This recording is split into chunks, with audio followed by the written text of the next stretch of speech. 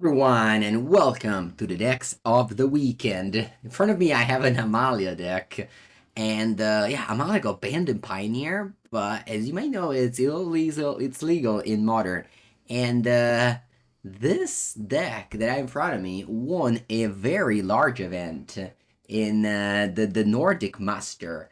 This was a it's on MTG Melee, and it was a 11 rounds with 2 days, and Amalia got there in 8th place and went all the way, winning the whole event. Lots of different decks, as it always happens in paper. I'll show them on my channel in the next days. We got Martyrs, we got Merfolks.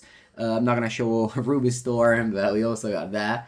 And this was something I did not expect. So, what do we have here? Well, one of the most important cards is for sure Birthing Ritual, which is able to pick up your combo. It's able to make so that you can sacrifice Cauldron Familiar and just get whatever you want, mostly from your deck. You have a couple of combos. You have both the Amalia, Wagra Walker, and a Life Gainer or Senate Scout, as well as Samwise Gamgee that combos with Viscera Seer and Cauldron Familiar. You have 4 of those. So it's a lot of different combos, 2 different combos in a shell with Court of Calling.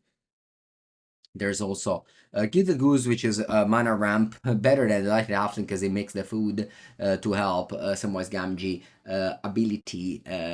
So yeah, overall, this is a creature combo deck that nobody had on their radar post-ban of Nadu. But I guess alongside Yawgmoth will be a creature combo deck to do well with.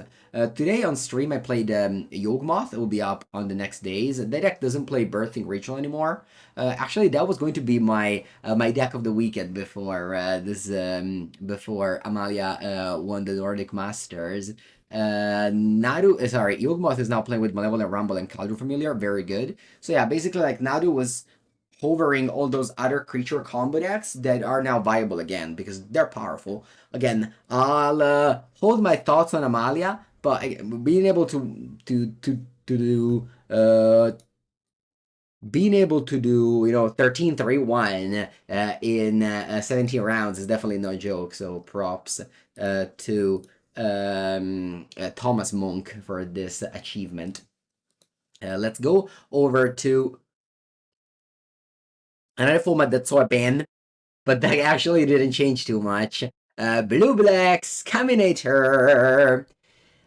Okay, so why did I choose this deck? Well, this is very similar to what was before. This deck won the MTGO showcase by Max Torsion, and it is not different at all than the Legacy deck we had before. The issues with Legacy are definitely very, how do you say, like eradicated now. Maybe they're not issues, you just accept that this color combination is just superior, and it's probably something that should have been explored before. Just pairing Entomb, Animate Dead, and Reanimate with powerful disruption like Force of Will, Days, and Thoughtseize is a recipe for the win. Psychic Frog obviously pushed this archetype to the moon. This is a fantastic card in Legacy. It's basically your Arcanist that also fills your graveyard by discarding a large creature into the graveyard. Actually missed Grizzlebrand. Today I played this list.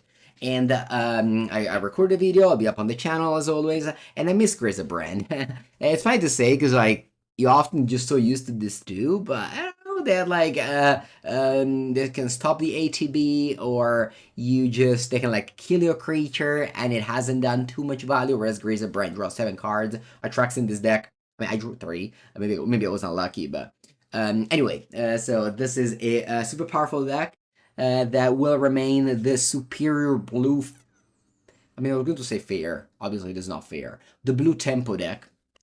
You can still play DRC and those type of decks, but I think it's just slightly weaker than this one. Honestly though, I'm not unhappy that this deck is around because I want to keep on playing my Golgari Credit of Control deck.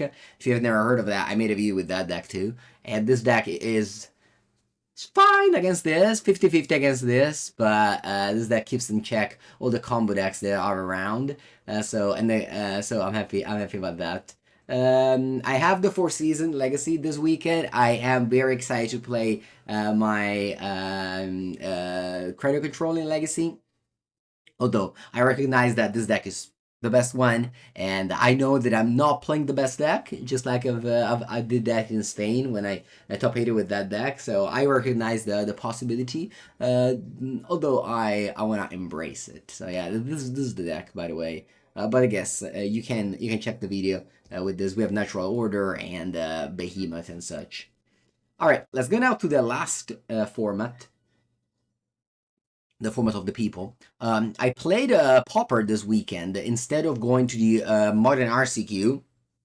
I already won one 2 weeks ago, but I had a Modern RCQ in my area that I was going to go. But I said, you know what? There was a EPT qualifier in Pauper. 57 players gathered. I was one of them, although I didn't last much because I went 1-2. I was playing Blue Red Scred without the narratives because this card sucks. I was playing for Ponder, but I was playing Discharge over Lightning Bolt. But let's not focus about my deck. Let's focus about the deck of the weekend for Pauper. It is nonetheless then Turbo Fog.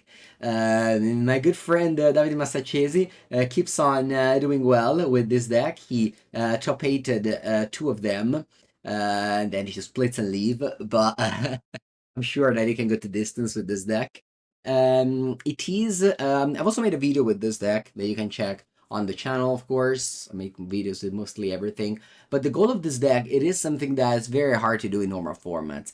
You actually fog your opponent to death with Moment's Peace, Tangle, Fog. You have Weather the Storm to gain a lot of life. Tangle is like namesakely weird because it's like an uncommon, but it's legal because of Magical Line. It was, as you can see here, a common. Then you have a lot of card advantage with Fartic Inventory, Accumulate Knowledge, Arcane Denial, your own spell. This is a play I love to do in Pre-Modern. You can actually go like Weather the Storm, gain, let's say, Storm equal 3. You play Weather the Storm, and then you Arcane Denial one of the Storm spells, and you just draw 3 next turn. So all you do is just this heavy card advantage. You make all the land drops to Growth Spiral, and you have 4 bounce land too. So you make all the lands, you draw and fog, and eventually you win with Stream of Thoughts. This is the mill with Replicate. So you tap 9, you mill 12, or you tap 5, you mill 8, you shuffle cards, so you don't deck first. It's basically like your opponent concede. If the opponent is an expert player, then I kind of concede and go to the sideboard quickly. And then post sideboard, this deck is Murmuring Mystic, which is a great B plan. So make sure to not side out your Scredder's Nuff out, because this deck will bring the Murmuring Mystic against you. And then they will try to play this game where they have like counter spells, dispels. So it's not only about milling post side, they also just protect their Murmuring Mystic and just win you with that. So. But again, this is a definitely a capable deck, and despite it looks like a meme, it is not a joke. There's a problem of timing. If the opponent is like maybe not expert, they don't concede game 1. You kind of have to stay there until you mill them out, and maybe you lose one of the games, and you actually don't have enough time to win game 3. So it's not something I would play, but it's not something I'm happy to play against. But it's something that is in the format, and some people enjoy that. I'm not saying that if too many of people choose to play this deck, it's good for the format, but if there's 1 or 2 that does well every once in a while, I'm happy to showcase it. The final was between 2 Mono Blue Delver, and so that is definitely one of the best decks. It is going to be the deck that I recorded with, and I'll post soon. But yeah, the Mono Blue Delver doing very well these days.